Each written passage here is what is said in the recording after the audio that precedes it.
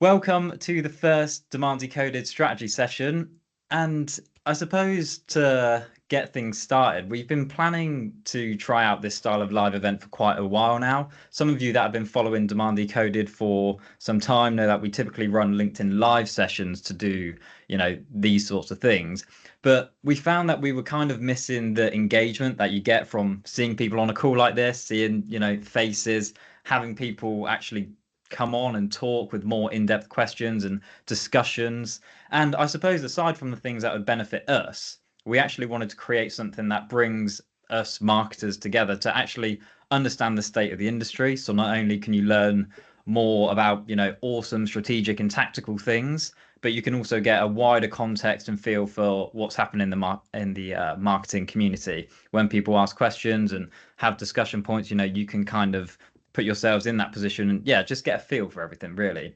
So here we are ready for the first strategy session. And just to give a little insight into how we're planning for this to work, firstly, we've got Phil and Chrissy on the call with us. So you know me and Phil probably from Demand Decoded if you haven't tuned in, if you've tuned in already. But if not, I'm marketing manager at Blend. Phil is co-founder, both very, passionate marketers. But the star of the show, I suppose, is the strategy mastermind, which is Chrissy. So she's head of strategy at Blend, working really with a range of businesses and our clients at implementing, B2B demand generation strategy. So has a lot of insight to give. I'm really looking forward to it. For the first 10 to 20 minutes of this session, we'll kick things off discussing a loose topic, which is all about how to transition from lead generation to demand generation effectively. And then once you've done that, how do you actually create that demand generation engine that will consistently fuel your pipeline? It's one thing transitioning, it's another thing actually becoming effective within that new approach to marketing. So the other thing is, if you do have any questions or discussion points at any time, please hit up that chat as much and as hard as possible, because if we want to make these really, really useful for everybody, we definitely want to hear from you as much as possible.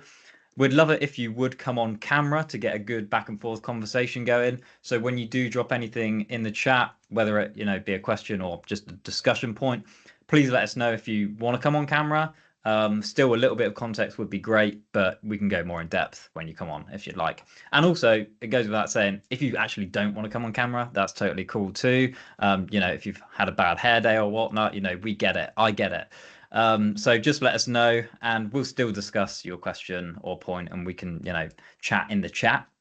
So just drop it in the chat as we go. We absolutely want to keep this as open as possible. So any questions or comments, even disagreements, like absolutely encouraged in the chat. We do want to hear from you.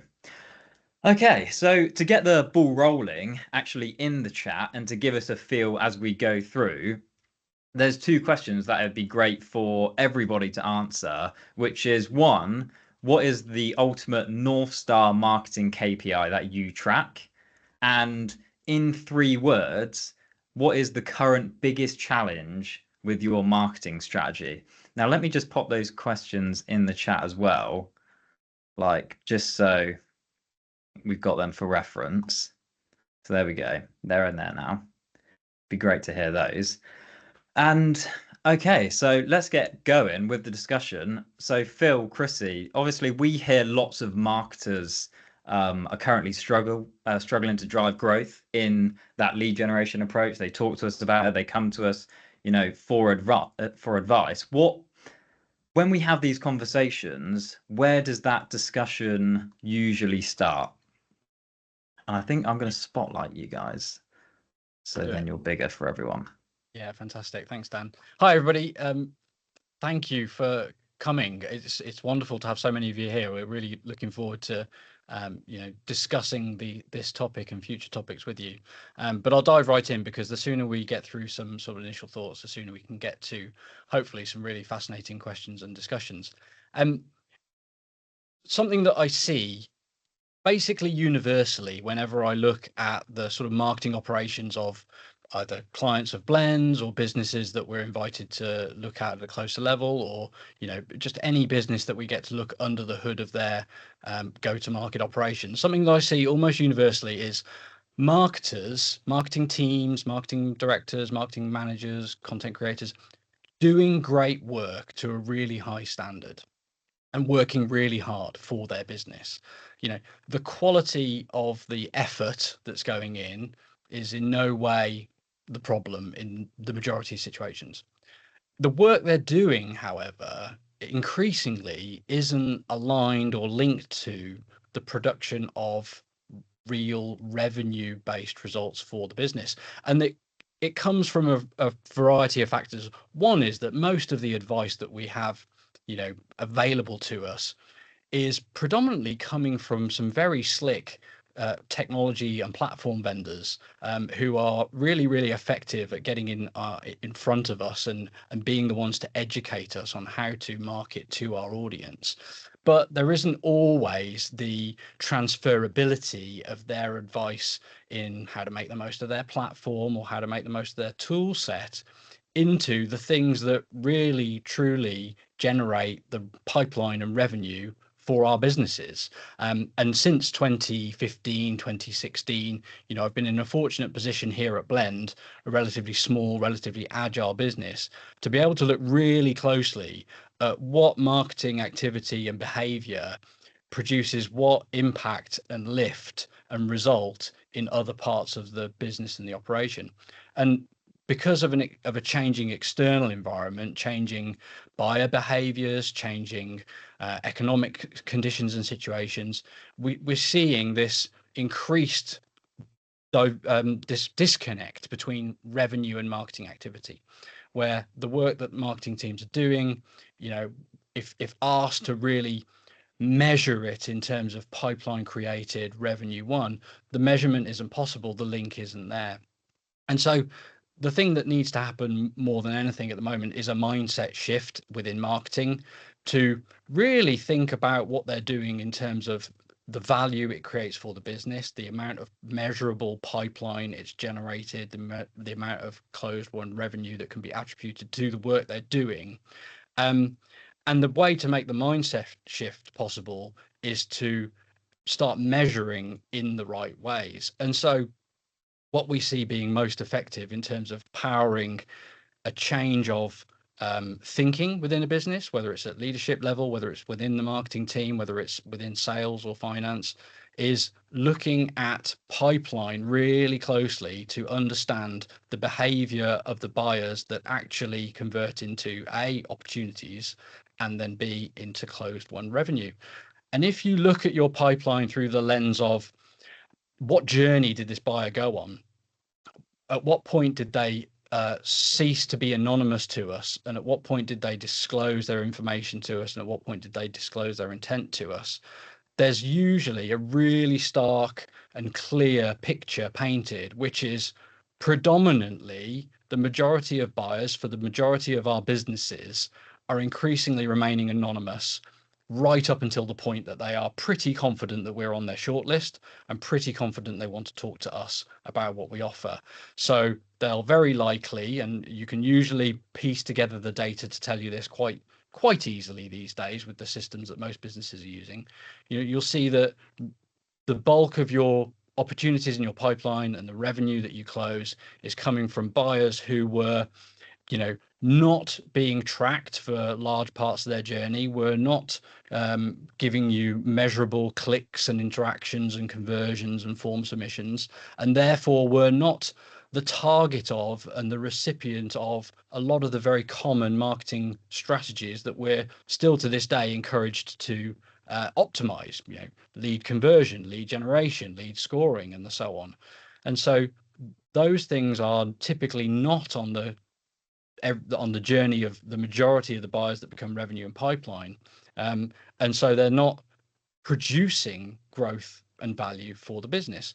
Whereas you'll see that the majority of your real pipeline, your real closed won revenue is quite often buyers who are completely anonymous to your marketing stack, to your, to your operation, until they did something, very often a website form or an inquiry of some kind, right at the end of the purchase process, right at the bottom of the funnel, and very quickly becoming an opportunity in the pipeline, and very quickly, in many cases, closing into close won revenue.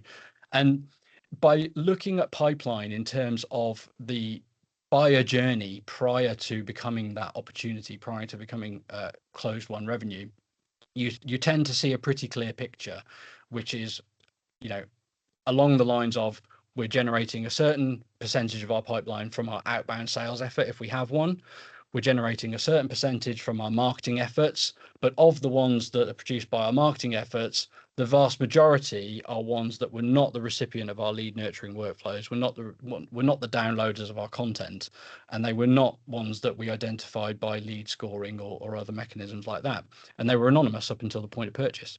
And so that analysis, that measurement of revenue and where it comes from, tends to really lift the lid on what marketing is having a positive impact, is producing a positive outcome, and what is generating results that can be perhaps sort of analyzed positively when we look at a platform or a channel. We're getting a lot of downloads on this ebook, or we're getting a lot of clicks on this campaign, but they don't trickle through to revenue and pipeline at the end of the day.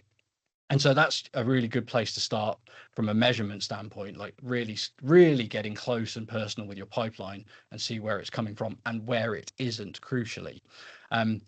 What can then be very beneficial as a next step is to start to look at how well is your website as the key asset in your marketing sort of toolbox. How well is your website converting visitors that you get to it via many different channels and tactics: organic social, paid social, organic search, paid search, events, campaigns, and the like. All of these things bringing visitors to your website. What is the conversion rate from visitor to your website to high intent inquiry? Because if they're a high intent inquiry, the analysis of your pipeline will reveal probably that they will convert into an opportunity at a very high rate and close into customers at a pretty high rate as well. And so the measurement of visitor to high intent ratio, high intent lead, becomes a really key indicator and really key KPI that if you can influence it and drive it, you're going to be able to produce far more in terms of revenue opportunities in your pipeline from your marketing activity. And with those two sort of sets of data at your disposal, you're able to start, I think, quite quickly and quite easily in many cases, realigning your energy, your effort, and the output that you create as a team of marketers to the production of those high intent inquiries that really do buy. And you can defocus your effort and your attention on things that I think frustrate a lot of us daily, which is, creating more leads and then trying to figure out how to nurture them and how to score them in order to make one or more of them buy from us. But in the vast majority of cases, most marketers, I think, can probably admit that lead nurturing is a really difficult, if not impossible, thing to get working in any reliable fashion. And for a long time, I believed that while I was trying to optimize lead nurturing, that the problem was with me. I wasn't doing it well enough. I wasn't clever enough to make lead nurturing work. But I've realized now that it isn't me, actually. It's the fact that lead nurturing doesn't work for the large majority of buyers, isn't effective at influencing their purchase decisions, isn't effective at increasing their preference, affinity, and trust for our brand. And it's actually something that just doesn't work as well as it did, perhaps, in B2B marketing and buying. And so when you look at your marketing through the lens of what really creates revenue for my business, what are the metrics that align to the things that create that revenue for my business, you can take your team's resource and you can channel it into areas which can have far larger impact, sometimes for quite significantly less effort, and start to drive results really rapidly if you do so. And the metrics that Phil mentions is firm evidence for the notion of changing to demand generation. And of course, beyond the external view of how the buyer buys nowadays, and there comes the internal view. It might be easy to get marketing team on board regarding this change, but actually when it goes beyond, for example, when it comes to the sales team, to your leadership team, to any other team that might think has an influence and an opinion about how you run your marketing programs, would require kind, soft education around, where world is moving nowadays. And they might not believe if you only tell them. So therefore, again, the evidence that Phil mentions is absolutely crucial way to build a business case that is rational and to take everyone on board and drive this change. One thing that I frequently see as being a challenge when it comes to affecting change within marketing is that for some reason there is very often an acute lack of patience. Once a problem has been identified, marketers are rarely afforded much in the way of time to properly analyze the problem as it's sort of understood and to strategize a solution. Typically, what we see is that when a business has identified a problem in marketing, it is hoped, generally speaking, that the solution can be implemented tomorrow. And very often that's not the case, but nevertheless, haste is often present in the sort of conversation around changing how we go to market, how we present ourselves, etc., etc. I don't have a solution for that. I simply thought, as I was pondering this topic, that if I was a marketing leader, or well, anyone in marketing really, or a business leader, and this is the responsibility of business leaders too. If I was a marketing leader, a marketing person, or a business leader, and I was forming the opinion that there was a problem in the way that we use marketing to grow the business, to generate pipeline, then ideally my first action would be to, without really raising the alarm bells and without changing anything, put in place these measurements. For a couple of months at the least, a quarter, ideally, measure the performance of your current marketing strategy, as it were, in terms of how many contacts all of it, right? How many visits to our website do we generate from which campaigns across which channels at what cost? How many contacts does that produce in our CRM? And that's very often going to be a large amount of top of the funnel content download type contacts, some high intent bottom of the funnel conversion contacts, and some sales generated contacts. How many contacts are we generating from all these different sources? At what ratio do they convert into opportunities in the pipeline and then into closed won revenue? And also build around that some of the other measurements that we've started to talk about, such as website to high intent conversion ratio as well.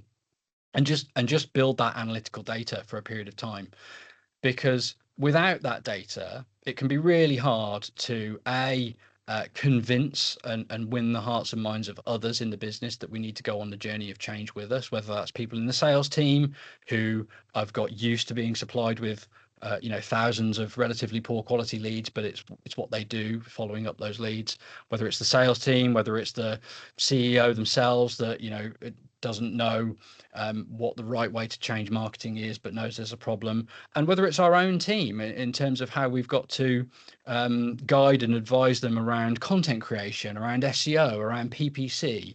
If we've got a body of data that shows us that right now our marketing produces a result and it looks like this, and if we pull these levers and we increase this ratio, we can expect pipeline to grow by this amount, it's going to be far easier to win the support to implement that change, but also demonstrate the impact of that change. And it's far too easy and far too common, I think, in marketing to make a change without the ability to measure the impact well, and therefore you can sometimes end up in a situation where you've done everything right, but you're unable to prove or demonstrate that you have, and it can be hard to continue. And so I think, given that it's unlikely to be given that there's unlikely to be a period of time in which you're asked to simply measure, then I would do that before anyone knows that you're even doing it. Before the clock starts ticking. Yeah, so that when the time comes to talk about, changes we want to make or the problem as we perceive it,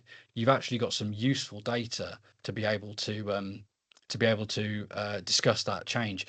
And I suppose one of the ways I could sort of classify, or one of the common symptoms of this that we see, is that very often businesses will pass MQLs to their sales team, and MQL is a bucket of contacts with a label, and the label is MQL, and we pass all the MQLs to sales, and they follow up with all those leads. But within that MQL bucket, you've got high intent leads that were anonymous up until the point in time they filled in your demo request, your talk to sales form, or some other commercially aligned conversion point on your website. They're in there. And then you've got MQLs who downloaded an ebook 6 months ago, and by hook or by crook, you've got the lead score high enough to consider them an MQL, and you pass them to sales as well. Now, if you then look at the performance of those MQLs in terms of how well does sales convert them into opportunities in the pipeline and revenue, you might see, a 20% conversion rate. Well, no, that's a bit ambitious. 10% conversion rate from MQL to opportunity, and a 30% conversion rate from opportunity to close won revenue.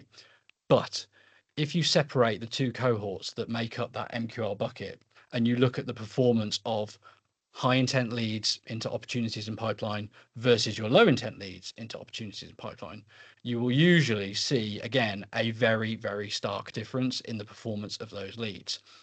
It's not unusual in my experience to see the conversion rate from low intent lead, downloaded an ebook, attended a webinar, got nurtured, etc., conversion rate on that type of lead, once they're passed to sales to opportunities, 0% in many cases, literally 0%. They don't convert into pipeline over a time window that you can be bothered to measure. Whereas the conversion rate from those high intent MQLs, the ones that voluntarily indicated their intent to you, can be as high as 50%, 60%. And the conversion rate from that into closed won revenue, 40%, 50%, 60%, really, really high.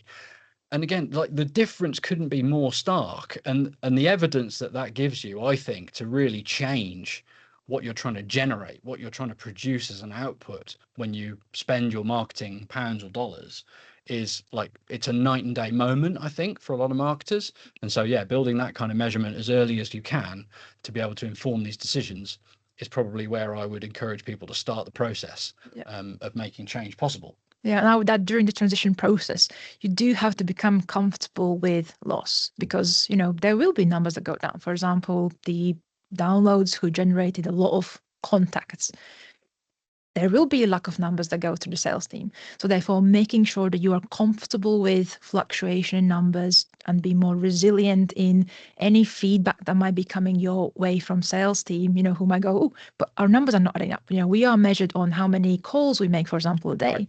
So therefore, that fear that can be generated from this transition would need to be purposely managed and communicated, because at the end of the day, efficient communication within the organization is what is required undercurrent for this whole thing to work. What do we even mean by saying high quality conversion? Your wider team probably don't necessarily know that just yet. So making sure that everyone's on the same page when you are ready to show the evidence to start moving the needle, I think is absolutely required. And if people build the picture that they need in order to be able to have the confidence to make the change, to help convince others that it's the right way to go, do you have any advice for them in terms of, when it comes to putting it into action, how you would encourage people to start, or where you would encourage them to start? What do you think are the big levers they can pull, and in what order do you think they should pull them? So, as you know, there are various stakeholders in your marketing program. It's not necessarily just your team, it's people beyond it as well. So I would definitely incline you to start developing alliances, because, two change makers are more than the one change maker. And therefore, by starting to get people on board, having these, let's say coffee chats, water cooler conversations around, have you heard about this? Have you heard our buyers are actually doing something differently? Would be a much more softer and considerate way to manage people's reaction to that change that you're trying to make, when you actually are officially announcing, by the way, we are ungating our ebooks. Typically when we say that, particularly for a new client, you can hear there's a gasp on a call, and I go, and you can tell within those 2 seconds, the thoughts that go through their head is, oh my God, I'm not going to be able to send these contacts to our sales team, so therefore I'm going to look bad. My quarterly review is coming up. What's going to happen? So therefore, I would treat it as a change project first versus a pure marketing program shift, because we are people at the end of the day. We are humans. We have emotions, particularly fear. I think fear does underlie a lot of the things that Phil mentions. We like to see numbers going up, but at the same time, if a number goes down, awesome, we are getting higher quality leads 3 months from now, for example. Just being considerate and not focusing on figure as a figure, but actually what does that metric mean, and particularly for our business and the health of it, the revenue. You being considerate is a really good point. I think a really good piece of advice. Anyone who gasps, audibly or inaudibly, when you suggest that you might ungate all of your ebooks, yeah, that's the sound effect. They might. Why? They might be gasping because they think it produces pipeline currently, and there's going to be a decline in pipeline. But of course, it's our job to show them that is not the case necessarily, and find out if it is the case. It probably isn't. But of course, no business owner or no marketing leader cares about ebook downloads. They care about revenue creation. But the link, might be subconscious, might be conscious, but there's a link between those two things in the minds of some of our colleagues and stakeholders. So of course, it's an important part of the process to show people what's really going on inside that data and help them overcome those sort of misconceptions that they hold, which are not their fault. And I think the other thing to really encourage here is empathy, and to encourage and to give people the courage to deviate from what is a very loud, traditional way of thinking. I pretty much think that most marketers, hear every day advice, which in my experience goes directly against the real way to produce results for their business. And it can be really hard to find the courage, especially in a larger business where there's lots of stakeholders at play, to go a different direction.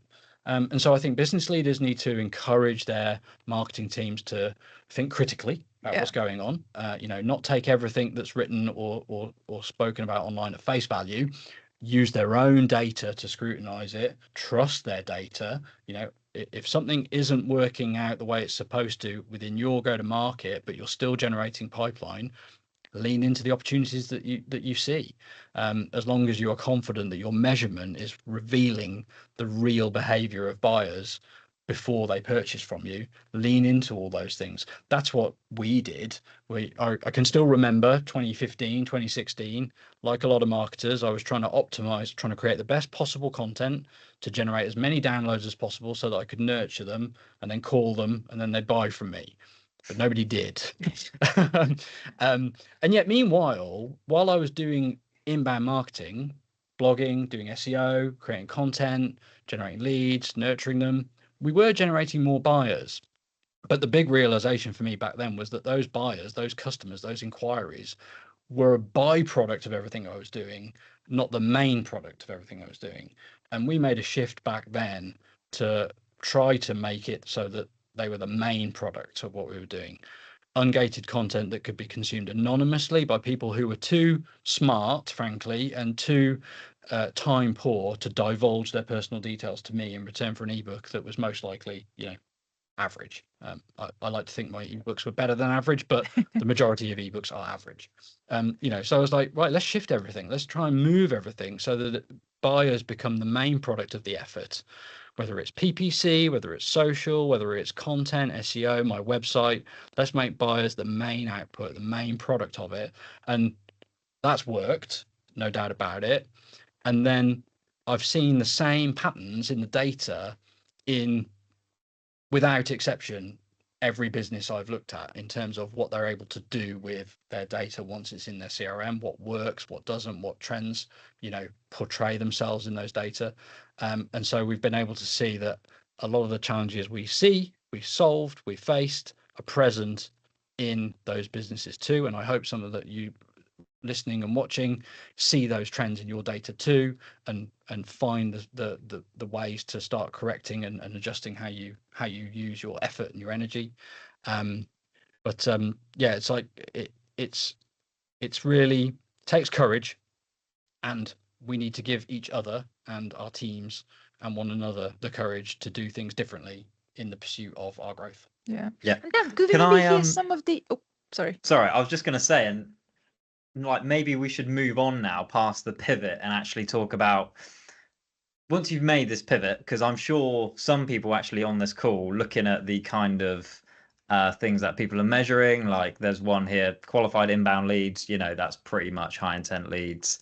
MRR added to the pipeline, like these are all measurements that suggest that you've probably made the pivot to demand generation already, and like are probably more interested in, now you've made that pivot, how do you actually supply this engine with a consistent level of MRR or inbound leads, whatever it may be. And just because I like to force people to close their Outlook and look at this screen instead, I'm just going to share this slide here, because I hope you don't mind me kicking this off, by the way, but I think to get us going, when it comes to creating like a demand generation engine and where to really focus your attention, there's a kind of full funnel approach that you need to take to this. It's no good just, setting up some LinkedIn ads, cold LinkedIn ads, and pumping 10K a month into it and, assuming that will drive a bigger audience to create more demand for your business, ultimately capture more demand for your business.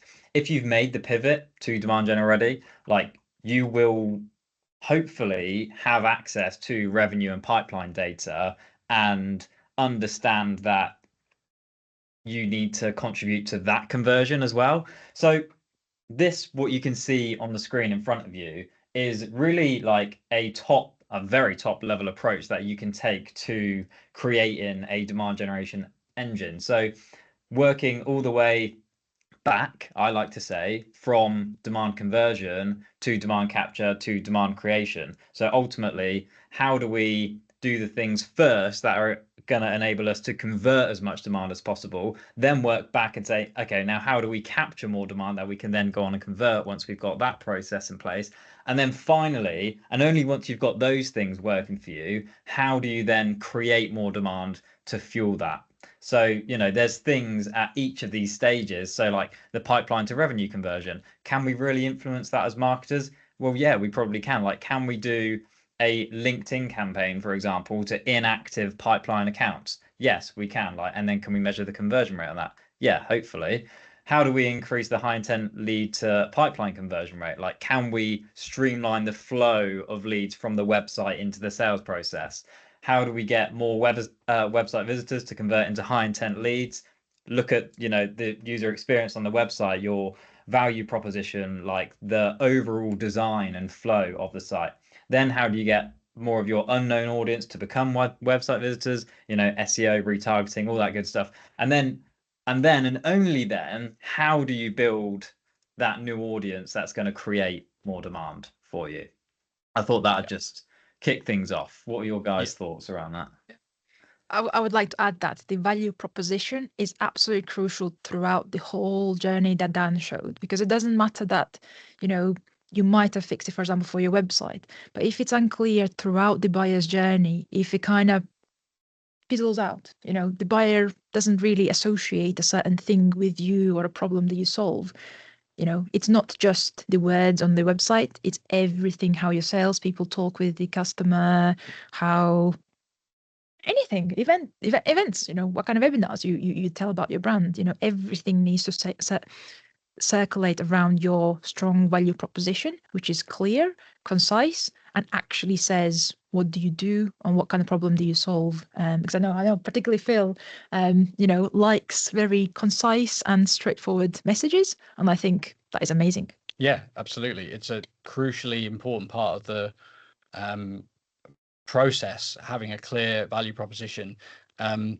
It's been proven to me over and over again that marketers kind of need to get out of their own way to a degree in terms of communicating their value proposition honestly and clearly to their buyer, particularly on their website and particularly on the homepage of their website.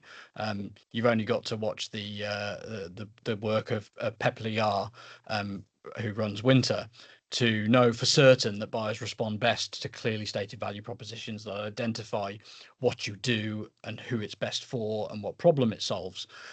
But you are right that it runs throughout everything. The interesting thing about value proposition, of course, is that it isn't a completely internal exercise.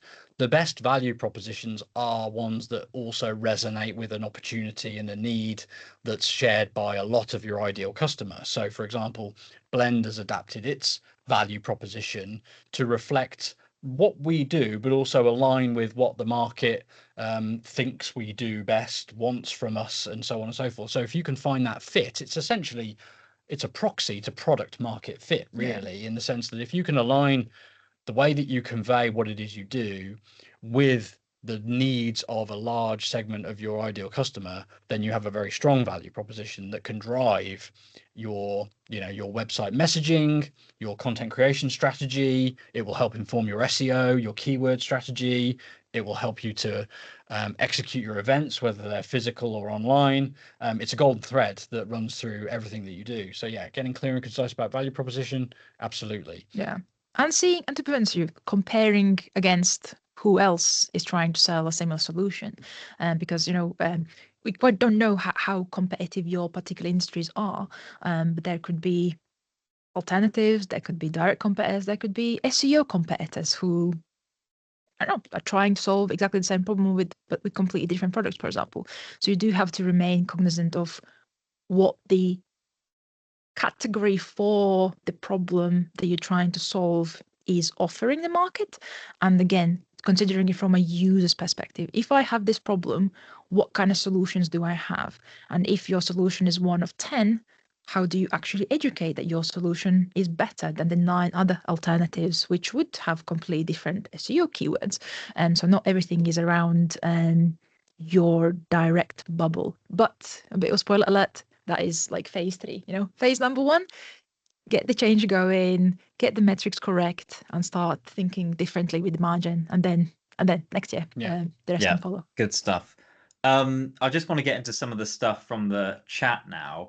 Great. So interestingly, Jim Banks was saying, I think it may have been as you were chatting earlier, Phil, around the concept of having 2 different buckets when it comes to measuring like demand generation and lead generation versus demand generation, high intent versus low intent. We were kind of chatting. He said a second classification might be sales ready leads, which I think is a good shout, but is usually included in the high intent bucket, given their declared intent. Like a sales ready lead is probably somebody that's come to your website and said, I want to buy from you. But interesting point here, declared. So Jim said, declared intent is an interesting concept. Commonly, sales can trigger a heightened intent through a one-to-one exchange. Thoughts? Yeah, absolutely. And I think if we as marketers or even as businesses want to or aspire to perfectly align and separate every single customer and opportunity and lead and allocate every proportion of that revenue perfectly to every part of our business that touched and influenced it, we're going to fail. It's impossible. The journey is too varied, too nebulous, to know with absolute certainty which engagement had the biggest effect on their brain and led to that purchase.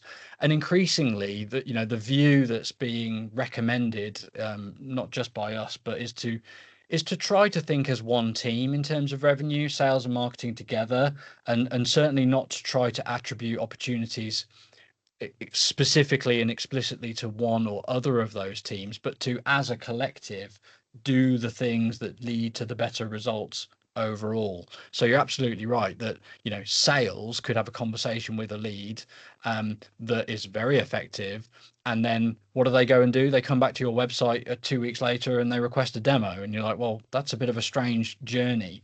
I said in something I wrote on LinkedIn the other day that buyers will always chart their own path into your pipeline. All we can do, I think, is try to understand the paths that they take and optimize our business to make it easy for them to do that, so that sales can have really effective conversations with either prospects that they've researched and found in an outbound motion, or high intent leads that have been passed to them by marketing. Or the reverse can take place. Marketing can engage somehow with a lead that's been generated as a result of sales engagement, but just work together and collaborate on producing that that end result we're all after, which is revenue. So you absolutely can see the effect of one team benefiting another team, and it can be very hard to split that out, but ultimately it doesn't actually benefit us to be able to do that. What benefits us is serving the needs of those buyers wherever they are in our funnel, and helping them buy. And remembering that they are actually human, because I think oftentimes we call them contacts, leads, it's a very abstract concept. But Phil mentioned winter. So we have started to experiment with market research where that lead, that prospect actually becomes a human. So therefore, test your value proposition, ask them, how do you typically buy, to put some humanity behind it. So therefore, to encourage this more approachable, less annoying, more considerate way to sell. In many of the businesses I've had the opportunity to look at the data for, sales is a considerable generator of pipeline currently. Not unusual to see 30% of pipeline being the product of contacts that have been entered into the CRM by sales. Now that could be met them at an event, could be made an outbound call, could be, imported a small list and then did some prospecting. There's lots and lots of possibilities about that, how that came about. But their first engagement with the business wasn't with marketing, it was with sales. And I would never recommend that you try to reduce that. Game on, carry on generating that pipeline from that source. Where the big opportunity is typically is in the percentage of revenue and pipeline that is attributable, to the degree that it can be, to marketing. Shift that spend, shift that focus to high intent lead generation that will have really positive calls with sales and close at a high rate. And then you've got 30% plus 30%, and they're growing together. Whereas if your budget is invested in low intent lead generation, sales are not going to have quality calls with them, which is going to spend their resource, spend their effort for little outcome, and hamper growth. So yeah, all good thinking. It's all about creating buyers who want to buy at the end of the day and helping them to do so, and that's a team effort most of the time. Yeah, sorry, I was just trying to find the unmute button there. Gemma's asked an interesting question, and I'll just give you a bit of an overview before we bring her on. And as long as you don't mind the puppy barking, might start mine barking, so then we'll have like some mad bark off going on. But yeah, I think we'll just end the call. Asleep at the minute. Yeah, but it's usually when I start talking.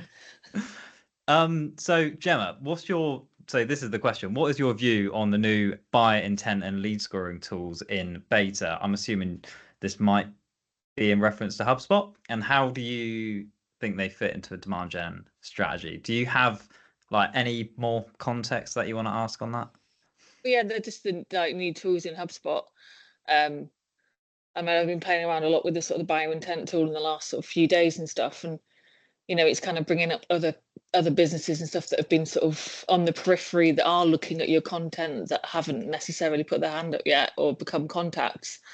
And I was just wondering how useful do you think that is, or is it a bit of a red herring in terms of a demand gen strategy, and where would it fit in if it is part of a strategy? Interesting question. I'm trying to get my head around what to do with the data, basically. Yeah. I mean, for me, intent data is a sales resource, really, as in if you're going to try to prospect, then it makes sense to prospect among businesses where there is a higher than average likelihood that they know who you are, that they're researching your category or your sector.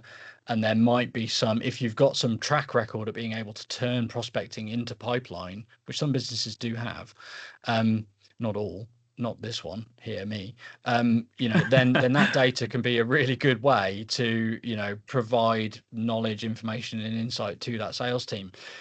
What my observation remarketing is that, you know, the buyers are subjected to so much marketing that they've become very good at picking and choosing what they engage with, and they won't have their arms twisted, you know, which is why getting someone to convert on an ebook and then sending them 3 emails on a schedule, you know, typically doesn't create customers. They are too attuned to it. They are too you know, awake to the fact that it's automated, that it's not custom, it's not personalized, and they're just faced with so much of it every day. It just doesn't generate results anymore. Now, if you were to start marketing using intent data to cold audiences via LinkedIn and the like, then you can start to build some preference. But again, if you optimize for lead generation, you're going to undo your own success in that regard. So you probably, where am I going with this? Intent data, for the most part, is, you know, IP-based lookup of companies, potentially aggregated with some other information about what they're researching online, giving you an insight into who's touched your website. It's one of the data sources you can apply to your sales or marketing teams. You've just got to then measure the impact of doing anything aimed at that data. But in a marketing sense, knowing your buyer and aligning your use of SEO, of social, of paid to educating your ideal customer before they enter the purchase process while they're in the 95%, you know, if that is the right stat to use anymore, and letting the ones who decide for themselves that it's time to come to your website and who decide for themselves that it's time to talk to your sales team as a result of marketing that's aligned to that journey, you can usually have outsized results. Whereas pinning hopes, in my experience, on, you know, data that can shortcut that process or who can tell you the right person to call, just so often doesn't produce, you know, significant results without enormous activity numbers or, you know, enormous spend on paid or enormous lead volumes.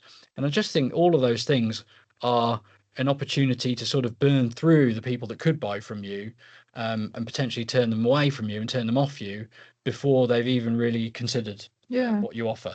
Because the buying committee is also a thing, right? So if you did reach out to one person, there are like 6 other members who also need to be influenced around your product, your solution being the ultimate solution to their collective problem.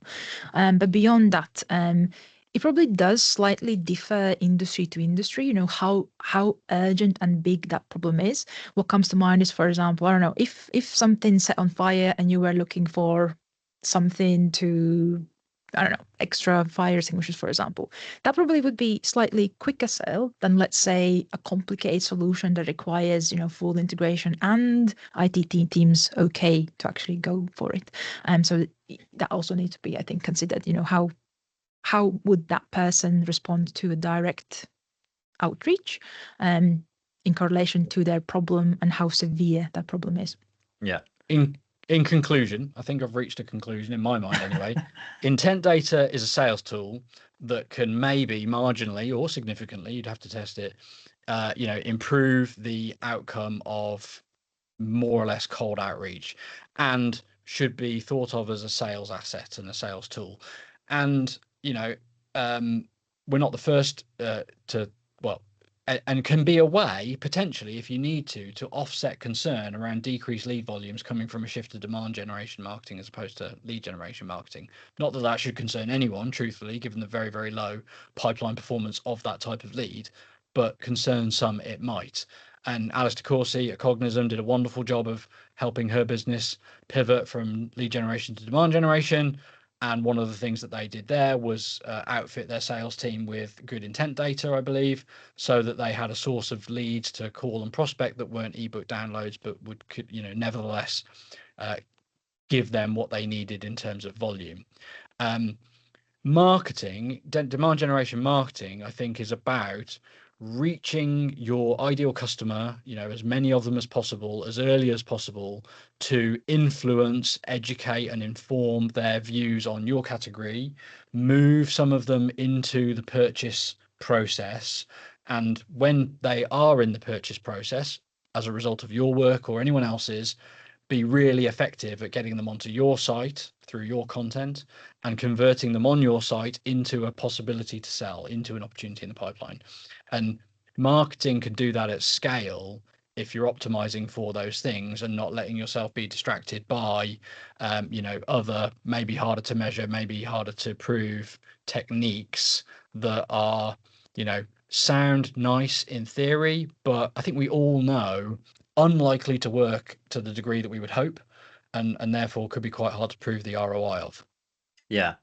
Two rapid things on intent data from me. I think if you've already got outbound set up and you're not using any intent data, use intent data because it's better than nothing. If you're doing lead generation and you're paying, $25 to $50 for a lead, use intent data combined with some sort of contact database because the leads are cheaper and similar intent. There is none. So, there's definitely room for it, I think. If you're sorry, go on.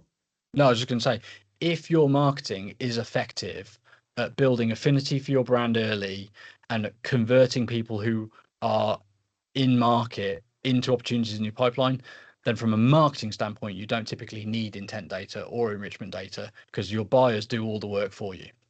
Yeah.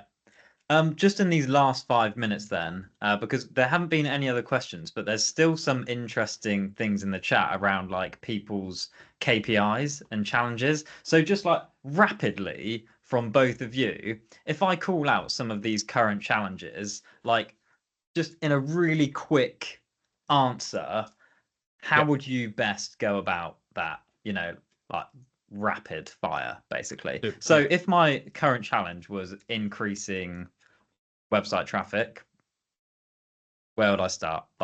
Or what would I do? Like quickly, what first comes to your mind in order to solve that?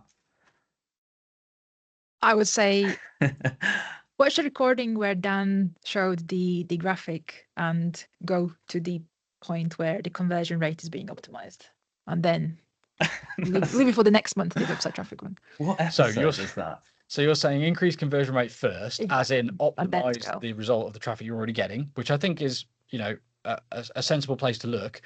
But if you want to increase traffic to your website, then it's predominantly going to be content strategy and keyword strategy. Optimize your core website pages for commercial keywords that buyers really use to describe your solution. Create content around, written content predominantly around questions that they really do type into Google, and use exact match linking between the articles that you publish, the pillar pages that you produce, and your commercial website pages so that you rank more highly for commercial keywords. Those things should all produce more search traffic to your website. There's other ways to generate traffic as well, but search traffic is typically going to convert higher and better than paid traffic and other sources. So that would be where I'd start. Yeah. And if you do have a particular channel that you're trying to drive more website traffic through, let us know, and maybe we can give a rapid answer on, some advice to increase traffic around that channel. Okay, what about qualified inbound leads? Like if you wanted to double your qualified inbound leads, like Q1 next year, what would you do? Well, my take on that, if by qualified we mean actually has an interest in what we offer, let's assume that, and is converting it near the bottom of the funnel, then I would do three things. I would optimize the attractiveness and mutual value of the key call to action on our website. So I would change contact us, because that's really poor and doesn't generate lots of pipeline, to either talk to sales, book a demo, take a trial, something of that nature to increase the value and the mutual benefit of completing that conversion. That will typically increase conversions into pipeline or near to it. I would then look at your homepage hero section and increase the clarity of your value proposition, write it clearly, concisely, using English, drop any fluff, drop any strap lines, drop any campaigns, remove any sliders, and pick an image that supports that message as good as well as possible. Software image if you sell software. And then I'd look at your navigation. I'd make sure that navigation of your website is device appropriate, so it's horizontal on desktop, and that the headings that you use are conducive to people traversing the pages of your site. Nielsen Norman do the UX research that is still best practice, and they've proven without doubt that what we do, who we are, what it is, where we go, these types of navigational headings are poor performers when compared with products, services, solutions. Visitors to websites are task oriented, time poor, information rich. They're not there to, for fun, so to speak. So the more clear you can make your navigational headers, your homepage hero value proposition, and your call to action, the more pipeline, the more qualified leads you'll generate. Yeah, I would do all of that plus just being brave. Be brave, just do it, and then ask for forgiveness later. Because sometimes those changes that can be done, can upset some people. This is very true. So yeah, absolutely. Just go for it. Okay, rapid one, like before I wrap things up. How would you address, and I think this is going to be a one-word answer. Yeah, okay, actually I'll ask for a one-word answer. Addressing the disconnect between marketing and sales. One word. Data. Night out. That's 2 words. Yeah, I mean, you need 2 things. You need a relationship. That's the other one word, and you need data. Yeah, that's the other one word. Those 2 things, anything's possible. Yeah, mine, I would say measurement, which is basically the same as data. Basically the same. Yeah, but the reason why I said night out as a take it with a grain of salt. It is about the relationship. Making sure that you actually talk with each other, that you understand both team points of view and both team performance measurements, and then try essentially teaming up and making change happen. Yeah, agreed. Okay, cool. I can see Jim is typing in the chat again, but people are starting to drop off now, so I'll wrap things up here. I've just dropped a link in the chat to the next session, which is 2 weeks today, which will basically be a paid ads special. We'll dive into best practice for paid ads, particularly focusing on Google Ads and LinkedIn, of course, because when it comes to B2B, that's the most important channels in most cases. So we'll focus on those, given best practice and overarching strategies for success. But yeah, let's wrap it up there. The link is in the chat if you want to register. That'd be so good to see you all there again. This has been a lot of fun. Hopefully it was really useful for everybody else. Appreciate any engagement in the chat. Like, it was really fun, really great to see you all. So yeah, we'll see you next time. If you do have any feedback as well, or any other topic suggestions that you want us to cover, absolutely keen to hear those. You can shoot me a DM on LinkedIn, or just drop them in the chat if you want to. But yeah, I suppose thanks for tuning in, and we'll see you next time. Thank you for coming, everyone. Really have a lovely appreciate it. evening.